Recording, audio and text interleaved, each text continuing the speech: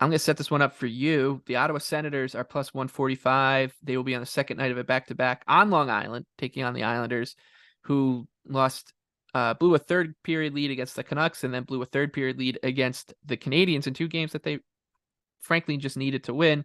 The Islanders are minus 170, the over-under 6, despite the fact that the sky is currently falling around Islander fans. They are 4-1-1 in their last 6. So it's like those two games were ugly. They played terribly, but you take a step back and like they are 4-1-1 in their last 6. They will have perhaps maybe the biggest goaltending advantage we've seen all season in this one. Yeah, that's kind of the centerpiece of my play here. I just love it's such a good spot for the Islanders at home, catching the Sens on a back to back with it's I mean, it could be that they go back to back with Sogard, and they could be an NHL debut for Kevin Mandolese. That I honestly haven't watched him, don't know much about him, but he's got an 879 save percentage in the AHL this year, which is a far cry below Sorokin. And I think the Islanders will just control much of the play here. I thought this number should have been closer to minus 190, and I thought a play in regulation at minus 110 on the Islanders is really good value. And I think it'll get there. And to talk about we talk about this all the time in the NHL, and it still happens. So, with the line not anticipating which goalies are actually going to start when they're initially released, like it shouldn't be rocket science, but apparently it is. And I thought a really good example was the Flames versus Ottawa, which is about to commence in 2 hours.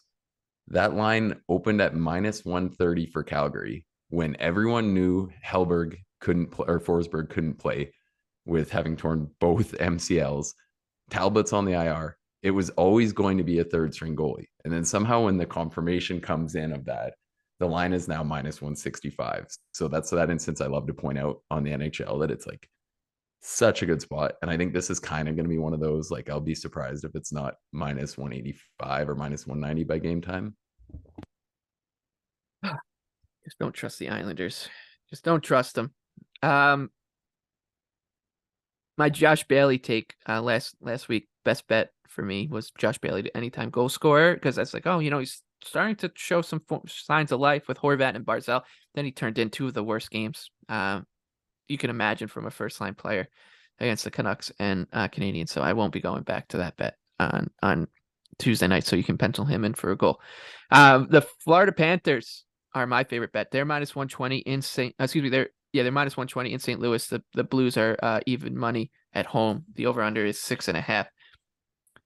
The Panthers are, I think maybe in a funny way, they're getting more credit than they deserve for what's going on in the Eastern Conference playoff race.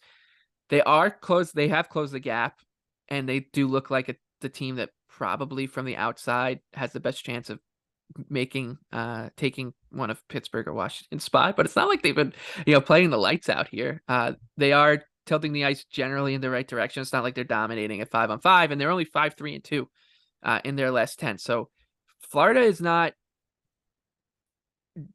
I think the expectation that they're going to just kind of waltz into the playoffs is maybe a little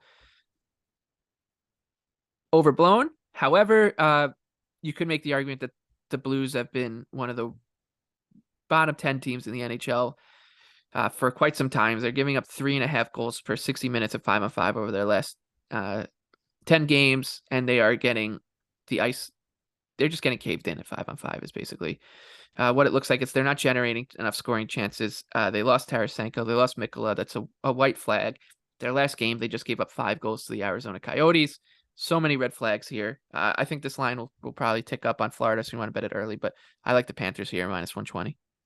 Yeah, I fully agree. I love it for the Panthers. I think they're such a good team to expose all the flaws that St. Louis has on the back end and in goal. So yeah, I like it. I think, yeah, down to minus 135, I'd probably still play it. It's really strong. And yeah, the Blues probably held up a little more based off name power and the fact that some people thought they would be a lot of still contending team this year and that they've Like been me. there. Yes, fair enough. I wasn't gonna steer you like that. But anyways, there's a lot of people who thought that, and obviously this core has accomplished a lot. And I think that kind of has hidden the fact of how long it's just been horrible. Like they've been getting caved in for months now. And as you said, the situation outside of having O'Reilly back is now worse than ever. So yeah, I like it. I think Florida, and I kind of like the over as well, was another play. Or maybe if you want to combine the two, or a Florida team total, like something like 5-3 Panthers just seems so realistic to me here.